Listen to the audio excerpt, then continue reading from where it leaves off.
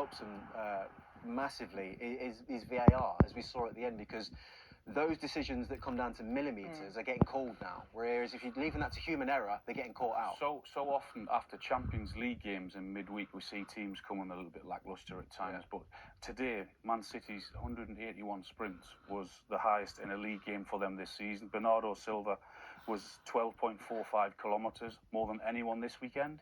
So that tells you the standards that you have to get into the team, to keep going, and that's why they're as good as they are. Klopp both teams. He didn't expect them to play so direct. Does that change anything in your mind as to how they'd say set up at the weekend when they're playing each other in the FA Cup? They might play each other in the Champions League final. No. You know? So do they change? I don't think so. No, I think we've got two managers here that really believe in their philosophies, and there's a little bit of kind of like, not so much like my team's better than your team, but they believe in their methods, and I don't see any of them veering away from that. No. And those methods, those tactics make for such entertaining head-to-heads, don't they? Let's have a little look. This is I love this stat. It's been used a lot over the weekend. But this is the run-in first. This is the run-in that they both have. I do love the stat. We'll see in a moment. This is the run-in, and you could argue, Alan, that Liverpool's is trickier. Where are points going to be dropped, if any? Newcastle. I was waiting for that one.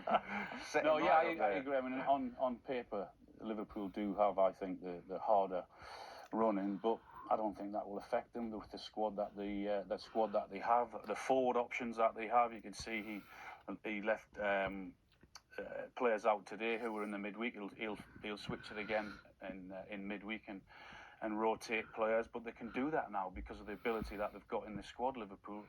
Also, we just quickly, sorry, Al, we just watched the game, didn't we, where you watch those two teams, they're so far clear of anything else that you can see. So you look at those fixtures, and they look like tough fixtures, but they're so far ahead. Well, this is the one. The points over 4 seasons, they're a point away from each other, as they are in the league now.